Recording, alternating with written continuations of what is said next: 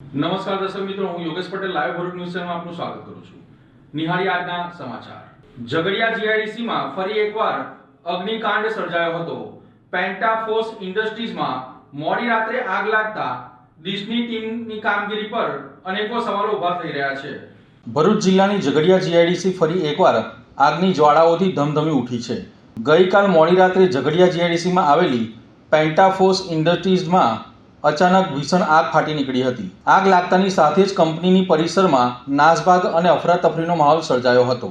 મોડી રાત્રે લાગેલી આ આગની ઘટનાની જાણ થતાં ફાયર ફાઇટરોનો કાફલો ઘટના સ્થળે દોડી ગયો હતો અને ભારે જહેમત બાદ આગ ઉપર કાબૂ મેળવવાનો પ્રયાસ હાથ ધર્યો હતો. ઉલ્લેખનીય છે કે હજી થોડા સમય પહેલા જ ઝઘડિયાની મેટ્રોપોલિટન કંપનીમાં સર્જાયેલા અગ્નિકાંડમાં 15થી વધુ કામદારો ગંભીર રીતે દાઝી ગયા હતા. ત્યાં વધુ એક આવી ઘટના સુરક્ષા વ્યવસ્થાના લીરે લીરા ઉડાડ્યા છે. ચોંકાવનારી બાબત એ છે કે પેન્ટાફોસ ઇન્ડસ્ટ્રીઝ કંપનીના સત્તાધીશો દ્વારા આ અકસ્માતની ગંભીરતાને દબાવવા અને આગની ઘટનાને છુપાવવાના પૂરેપૂરા પ્રયાસો કરવામાં આવ્યા હોવાની ચર્ચાઓ જાગી છે. ઉદ્યોગોમાં સુરક્ષાના માપદંડો જળવાય છે કે નહીં તે પણ એક તપાસવાનો વિષય બન્યો છે. ઝઘડિયા જીઆઈડીસીમાં એક પછી એક બની રહેલા અગ્નિકાંડની ઘટનાઓને પગલે ઇન્ડસ્ટ્રીયલ સેફ્ટી એન્ડ હેલ્થ વિભાગ એટલે કે ડીશની કામગીરી સામે ગંભીર સવાલો ઊભા થયા છે. વારંવાર થતા અકસ્માતો છતાં તંત્ર કેમ મૌન છે? શું કંપનીઓમાં સેફ્ટી ઓડિટ યોગ્ય રીતે થાય છે કે નથી થતું? આવા અનેક પ્રશ્નો સ્થાનિકો અને કામદારોમાં ચર્ચા રહ્યા છે. આ અકસ્માતમાં કોઈ જાનહાનિ થઈ છે કે કેમ તે અંગે હજી સુધી કંપની કે તંત્ર દ્વારા સત્તાવાર પુષ્ટિ કરવામાં આવી નથી. ડિજિટલ ઇન્ડિયાના બનગા વચ્ચે ઝઘડિયાની સુલતાનપુરામાં અંધેર વહીવટના લીધે જન્મ મરણના દાખલા માટે જનતા ધક્કા ખાઈ રહી છે. એક તરફ સરકાર ડિજિટલ ઇન્ડિયાના બનગા ફૂંકી રહી છે, પરંતુ વાસ્તવિકતા કંઈ અલગ જ છે. ઝઘડિયા તાલુકાના સુલતાનપુરા ગ્રામ પંચાયતમાં ડિજિટલ સેવાના નામે મીંડું જોવા મળી રહ્યું છે. અહીં સર્વરના ઠેકાણા નથી અને અધિકારીઓને જનતાની હાલાકીની કોઈ પડી નથી. ઝઘડિયાનું સુલતાનપુરા ગામ જ્યાં અત્યારે ગ્રામજનો રોષે ભરાયા છે, કારણ કે જન્મ અને મરણના દાખલા આજના ઓનલાઈન યુગમાં પણ અહીંના લોકોને નાના દાખલા માટે 2-3 મહિના સુધી પંચાયતના ધક્કા ખાવા પડી રહ્યા છે. જ્યારે પણ કોઈ અરજદાર આશા સાથે પંચાયત કચેરીએ પહોંચે છે ત્યારે તેમને એક જ તૈયાર જવાબ મળે છે: સર્વર ડાઉન છે, ક્યારેક વેબસાઇટ ધીમી ચાલે છે તો ક્યારેક નેટવર્ક ગાયબ થઈ જાય છે. એટલે કે ટેકનોલોજીના આ યુગમાં સુલતાનપુરા પંચાયત જાણે પથ્થર યુગમાં જીવી રહી હોય તેવું લાગી રહ્યું છે. 3 મહિનાથી ધક્કા ખાતી જનતા, સર્વરના નામે વહીવટ ઠપ અને કર્મચારીઓની ઘોર બેદરકારી સામે આવી છે. ચોંકાવનારી વાતો એ છે કે જ્યારે સર્વર બંધ હોય ત્યારે કર્મચારીઓ વૈકલ્પિક વ્યવસ્થા કરવાને બદલે ઓફિસને તાળાબંધી કરી દે છે અને જનતા કલાકો સુધી બહાર ઊભી રહે છે અને જવાબદાર કર્મચારીઓ ઘરે જઈને આરામ ફરમાતા હોય તેવા દ્રશ્યો સામે આવ્યા છે. સરકારી પગાર લેતા આ બાબુઓને પ્રજાના સમયની કોઈ કિંમત હોય તેવું લાગતું નથી. શું આ છે ડિજિટલ ઇન્ડિયા? શું ગરીબ જનતાએ માત્ર એક દાખલા માટે મહિનાઓ સુધી હેરાન થવું પડે? તંત્ર ક્યારે જાગશે અને આ આરામપ્રિય કર્મચારીઓ સામે ક્યારે પગલાં લેવાશે તે હવે જોવાનું રહ્યું. આમ આદમી પાર્ટી ડેડિયાપાડાના ધારાસભ્ય ચૈતર વસાવાને ગુજરાત હાઈકોર્ટ તરફથી ડેડિયાપાડામાં પ્રવેશની મંજૂરી આપતા રાજકીય માહોલ ગરમાયો છે. આમ આદમી પાર્ટીના ડેડિયાપાડાના ધારાસભ્ય ચૈતર વસાવાને ગુજરાત હાઈકોર્ટ તરફથી મોટી રાહત મળતા સ્થાનિક રાજકારણમાં નવી ચર્ચાઓએ જોર પકડ્યું છે. હાઈકોર્ટ દ્વારા ચૈતર વસાવાને ચૂંટણી પ્રચાર અર્થે પોતાના વતન ડેડિયાપાડામાં પ્રવેશવાની મંજૂરી આપવામાં આવી છે.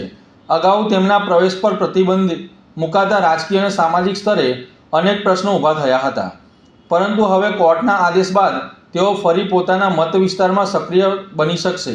આ નિર્ણય આવનારી સ્થાનિક સ્વરાજની ચૂંટણીને ધ્યાનમાં રાખીને આમ આદમી પાર્ટી માટે મહત્વપૂર્ણ માનવામાં આવી રહ્યો છે, કારણ કે ચૈતર વસાવા આદિવાસી વિસ્તારોમાં મજબૂત લોકધાર ધરાવે છે અને તેમની હાજરી પાર્ટીને ચૂંટણીમાં નવી તાકાત આપી શકે છે. હાઈકોર્ટનો આદેશ મળ્યા બાદ ચૈતર વસાવા ડેડિયાપાડા પહોંચતા ગામડે ગામડે તેમનું ભવ્ય સ્વાગત કરવામાં આવ્યું હતું. સ્થાનિક લોકોમાં ભારે ઉત્સાહ અને આનંદનો માહોલ જોવા મળ્યો હતો. સમર્થકોએ ફૂલહાર પહેરાવી અને જયઘોષ સાથે તેમનું સ્વાગત કર્યું હતું. આવનારી સ્થાનિક સ્વરાજની ચૂંટણી પહેલાં ચૈતર વસાવાની વતન વાપસીથી આમ આદમી પાર્ટીના કાર્યકરો પણ નવચેતના ફૂંકાઈ છે. ગામ લોકો એવો વિશ્વાસ જોવા મળી રહ્યો છે કે ચૈતર વસાવાની હાજરીથી વિસ્તારના પ્રશ્નોને વધુ જોરશોરથી ઉઠાવવામાં આવશે અને ચૂંટણીમાં પાર્ટીને મજબૂતી મળશે। આ સમગ્ર ઘટનાથી ડેડિયાપાડા સહિતના આસપાસના વિસ્તારોમાં રાજકીય માહોલ ગરમાયો છે। અંકલેશ્વરની Lupin human welfare and research foundation સાથે 8.50 લાખની છેતરપિંડીના ગુનામાં પોલીસે પૂર્વ કર્મચારીની ધરપકડ કરી છે। ભરૂચના જાડેશ્વર રોડ પર આવેલ અતિથિ બંગલોઝ ખાતે રહેતા ચિંતનસિંહ ભગતસિંહ રાઠોડ લ્યુપિન કંપનીમાં હેડ એડમિનિસ્ટ્રેશન તરીકે ફરજ બજાવે છે, જેઓની કંપની દ્વારા લોક કલ્યાણ માટે Lupin human welfare and research foundation સંસ્થા આપવામાં આવી છે। જેઓની કંપની દ્વારા લોક કલ્યાણ માટે Lupin human welfare and research foundation સંસ્થા સ્થાપવામાં આવી છે, જે માટે અશ્વિન કુમાર રાધાકૃષ્ણ જોશીએ વહીવટ સોંપ્યો હતો, પરંતુ તેઓ ગેરરીતિ આચરતા હોવાની જાણ થતાં તેઓને છૂટા કરવામાં આવ્યા હતા। જે બાદ તેઓની સંસ્થાની જાન બહાર અલગ અલગ સ્થળોએથી ₹8.50 લાખની વસ્તુઓ ખરીદી કરી સંસ્થા સાથે છેતરપિંડી કરી હતી, જે અંગે કંપનીના હેડ એડમિનિસ્ટ્રેશનને પોલીસ ફરિયાદ નોંધાવી છે। ત્યારે પોલીસે આરોપી અશ્વિન જોશીને ઝડપી પાડી વધુ તપાસ હાથ ધરી છે। અંકલેશ્વરની જીનવાલા હાઈસ્કૂલ ખાતે પોલીસ કર્મચારીઓએ પોસ્ટલ બેલેટથી મતદાન કર્યું હતું। અંકલેશ્વરની જીનવાલા હાઈસ્કૂલ ખાતે પોલીસ કર્મચારીઓ અને જીઆરડીના જવાનોએ પોસ્ટલ બેલેટથી મતદાન કરી પોતાના મતાધિકારનો ઉપયોગ કર્યો હતો। અંકલેશ્વર તાલુકાના જિલ્લા પંચાયત તેમજ નગરપાલિકાની સામાન્ય ચૂંટણી 2026ની પ્રક્રિયા હાલ પ્રગતિમાં છે। ત્યારે ચૂંટણીમાં ફરજ બજાવતા પોલીસ અધિકારીઓ અને કર્મચારીઓ પોતાના મતાધિકારનો ઉપયોગ કરી શકે તે હેતુથી અંકલેશ્વરની જીનવાલા હાઈસ્કૂલ ખાતે પોસ્ટલ બેલેટ મતદાન ફેસિલિટેશન સેન્ટર શરૂ કરવામાં આવ્યું હતું। આજ રોજ અંકલેશ્વર તાલુકા પંચાયતની 23 બેઠકો, જિલ્લા પંચાયતની 5 બેઠકો અને નગરપાલિકાની 36 બેઠકો માટે પોલીસ કર્મચારીઓ અને હોમગાર્ડના કર્મચારીઓએ પોસ્ટલ બેલેટથી મતદાન કર્યું હતું। ગત રોજ પણ પોલીસ કર્મીઓએ પોસ્ટલ બેલેટથી મતદાન કર્યું હતું। ભરૂચ જિલ્લામાં સ્થાનિક સ્વરાજની સામાન્ય ચૂંટણીની 36 બેઠકો માટે 10.86 લાખ મતદારો 956 ઉમેદવારોનું ભાવિ નક્કી કરશે। સ્થાનિક સ્વરાજની ચૂંટણી રવિવારે મુક્ત, ન્યાયી, તટસ્થ અને પારદર્શિતા સાથે સંપન્ન થાય તે માટે જિલ્લા ચૂંટણી અધિકારી ગૌરાંગ મકવાણાના માર્ગદર્શન હેઠળ તૈયારીઓ પૂર્ણ કરાઈ છે। ચૂંટણી માટે કુલ 6663 સ્ટાફની ફાળવણી કરાઈ છે। અત્યાર સુધી આચારસંહિતા ભંગની 5 ફરિયાદો મળી છે। તમામ મતદાન મથકોએ પોલિંગ સ્ટાફની વ્યવસ્થા અને મતદાન મથકો સહિતના જિલ્લાના સમગ્ર વિસ્તારમાં કડક સુરક્ષાના પ્રબંધો હાથ ધરાયા છે। સ્થાનિક સ્વરાજ્યની ત્રણેય સંસ્થાઓની કુલ 348 પૈકી 12 બિનહરીફ બાદમાં 336 બેઠક માટે 10.86 લાખ મતદારો 956 ઉમેદવારોનું ભાવિ નક્કી કરશે, જેમાં ચારેય નગરપાલિકા માટે 219 અને જિલ્લા તાલુકા પંચાયત માટે 1134 મતદાન મથકોએ મતદાન થશે। જિલ્લા અને તાલુકા પંચાયત માટે 212 અતિ સંવેદનશીલ અને 330 સંવેદનશીલ વિસ્તારો છે। 4 નગરપાલિકાના 98 મતદાન મથકો અતિ સંવેદનશીલ અને 48 સંવેદનશીલ છે। જિલ્લા ચૂંટણી અધિકારી અને કલેક્ટર ગૌરાંગ મકવાણાએ રવિવારે મતદાનનો સમય સવારે 7 થી સાંજે 6 કલાકનો હોય તમામ નાગરિકોને અવશ્ય મતદાન કરવા અપીલ કરી હતી। સાથે જ પાલિકા માટે મહત્તમ 4 વોટ આપવા અને પછી ફરજિયાત રજીસ્ટ્રેશન કરાવવા અને તાલુકા તેમજ જિલ્લા પંચાયત માટે 2 વોટ આપવા અંગે એવીએમ નિર્દેશન પણ કરાયું હતું। દર ચૂંટણીની જેમ આ વખતે પણ એકમાત્ર રાજ્યમાં આલિયાબેટ ખાતે કન્ટેનરમાં મતદાન મથક ઊભું કરાયું છે। રાજ્યમાં 26મી તારીખે 26/4/2026ના રોજ મતદાન યોજાવાનું છે। ભરૂચ જિલ્લામાં પણ એ દિવસે મતદાન યોજાવાનું છે। મારી તમામ ભરૂચ જિલ્લાના તમામ નાગરિકોને વિનંતી છે કે આ દિવસે બહોળા પ્રમાણમાં બહાર આવી અને મતદાન કરશો। મતદાનનો સમય સવારના 7 વાગ્યાથી લઈ અને સાંજે 6 વાગ્યા સુધીનો છે।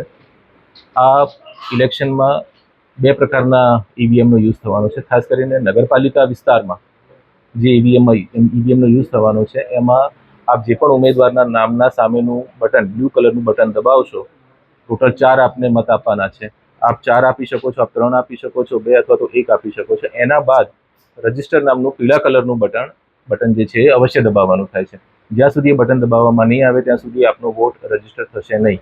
એટલે નગરપાલિકા વિસ્તાર માટે ખાસ તમામ મતદારો પોતાના પસંદના ઉમેદવારને મત આપ્યા પછી રજિસ્ટર બટન દબાવે એ ખાસ ધ્યાન રાખવા સૌને વિનંતી છે।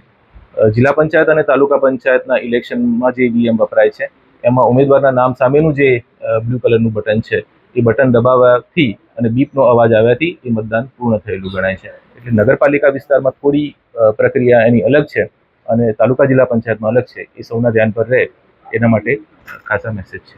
Thank you.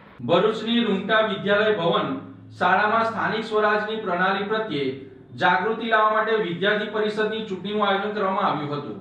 ભરૂચની સંસ્કાર ભારતી ટ્રસ્ટ દ્વારા સંચાલિત રૂંગટા વિદ્યાલય ભવનમાં પંચાયતી રાજના દિવસે વિદ્યાર્થીઓમાં સ્થાનિક સ્વરાજની પ્રણાલી પ્રત્યે જાગૃતિ લાવવા વિદ્યાર્થી પરિષદની ચૂંટણીનું આયોજન કરવામાં આવ્યું હતું. આ આયોજનનો મુખ્ય હેતુ વિદ્યાર્થીઓને લોકતંત્રની પ્રક્રિયા અને મતદાનના મહત્વ વિશે પ્રાયોગિક સમજ આપવાનો હતો. આ પ્રસંગે શાળાના દરેક વિદ્યાર્થીઓએ ઉત્સાહપૂર્વક ભાગ લીધો હતો અને પોતાના મતાધિકારનો ઉપયોગ કરી પોતાના પ્રતિનિધિઓને પસંદ કર્યા હતા.